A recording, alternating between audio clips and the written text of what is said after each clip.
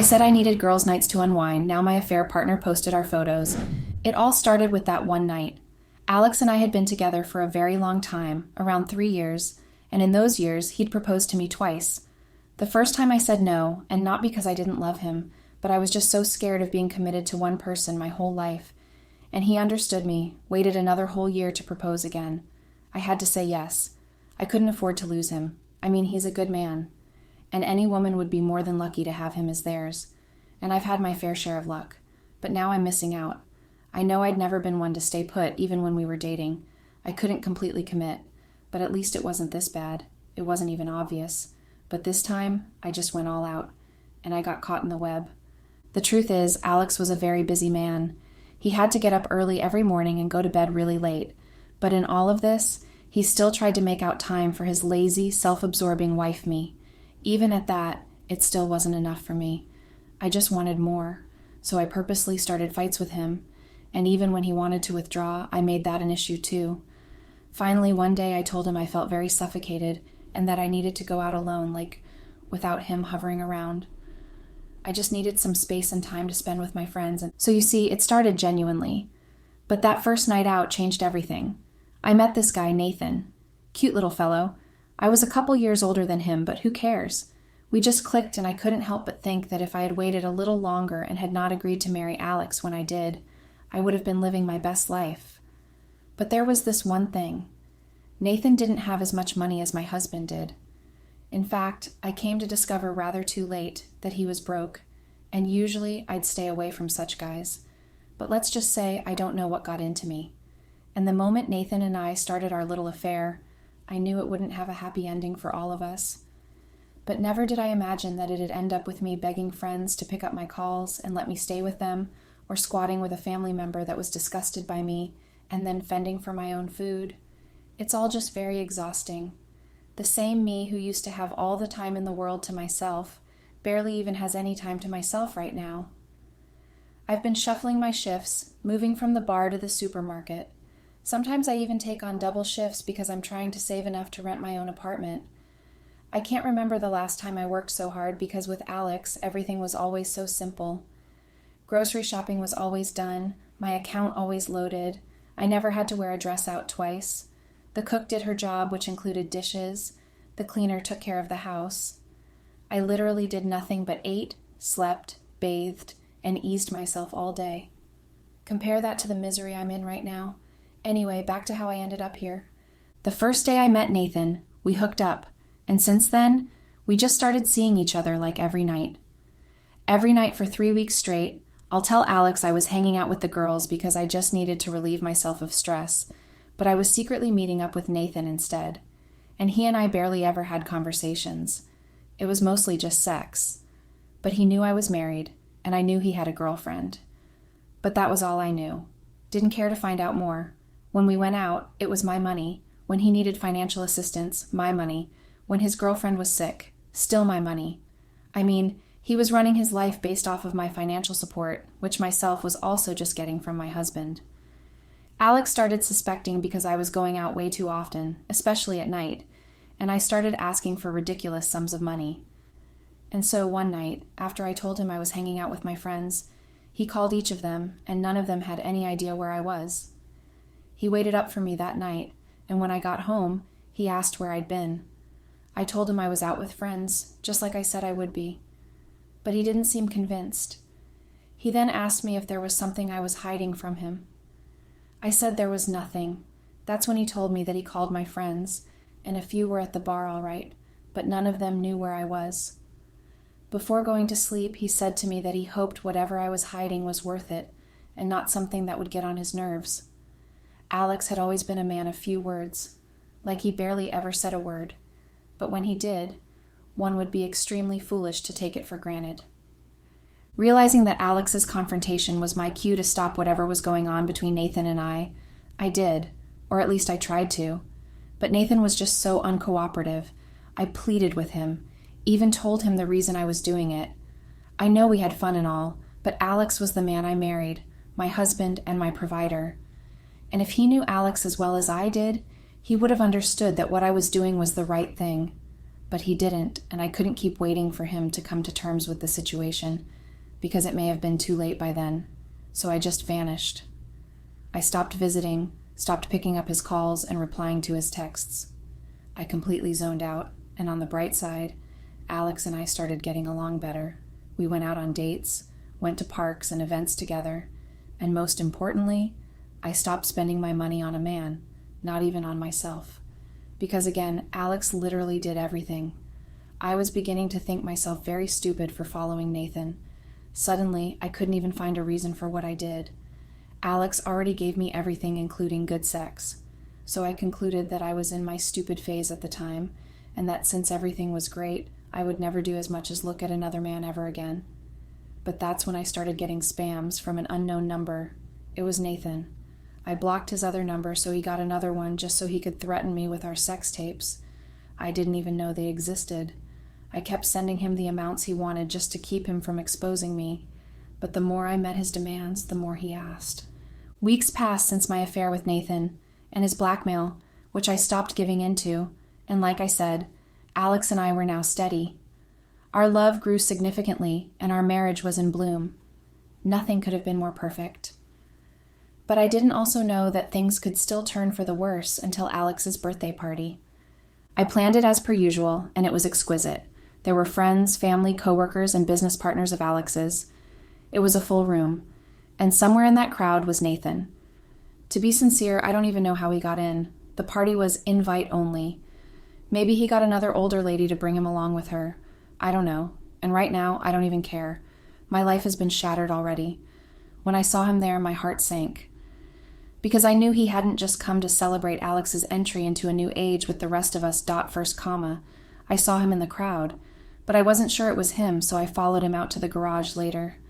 But that was after Alex had given a wonderful speech of how much of a blessing I was to him, and he couldn't have asked for a better companion. I was so happy and just excited, because I was obviously the lucky one, but he still said such nice things about me.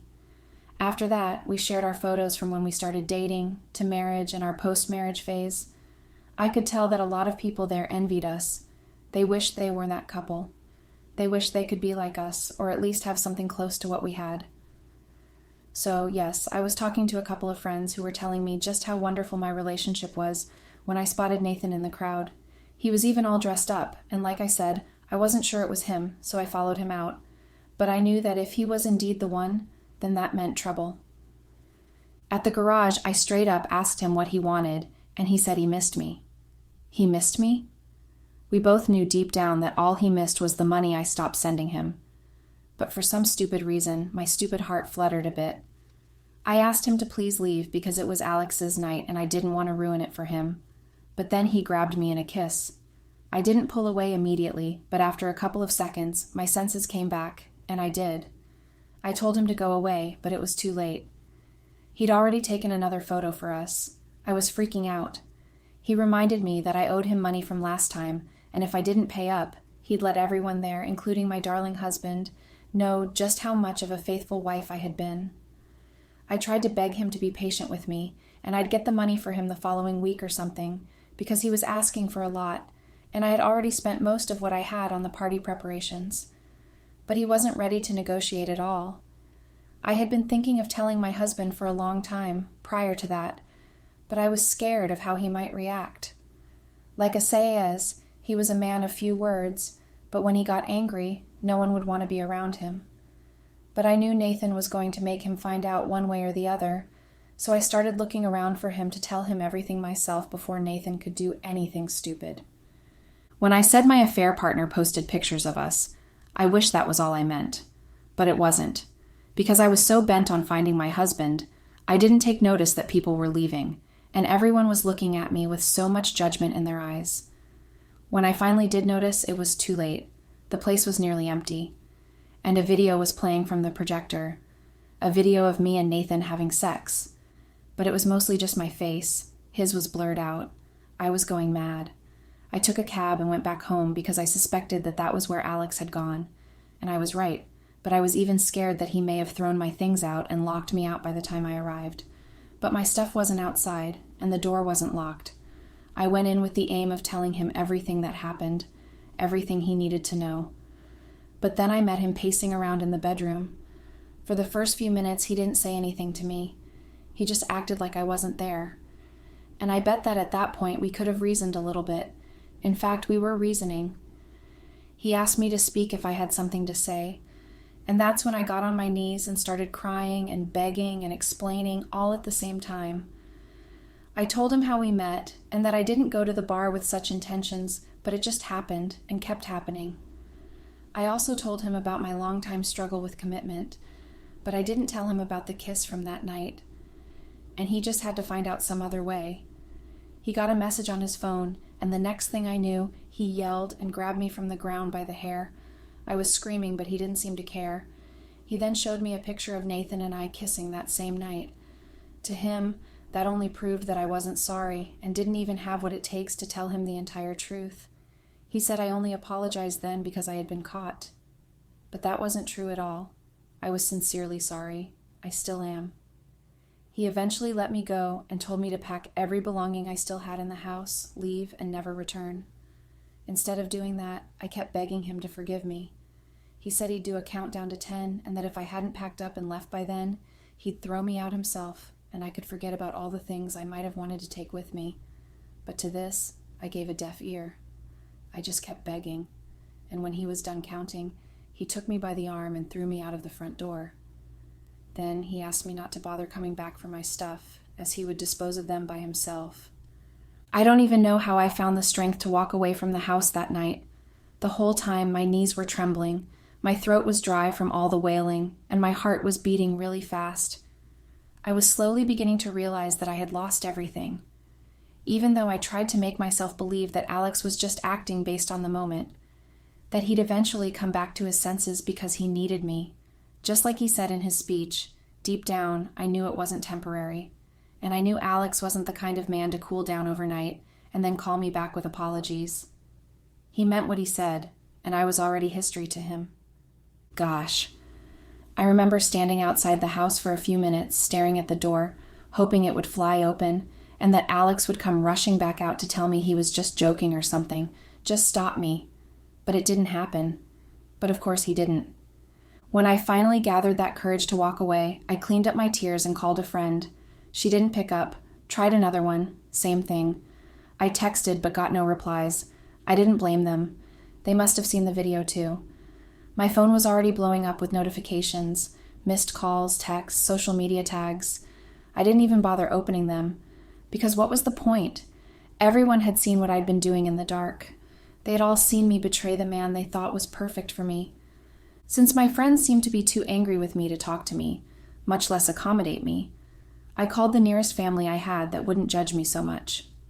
When she opened the door to me, the look in her eyes said it all.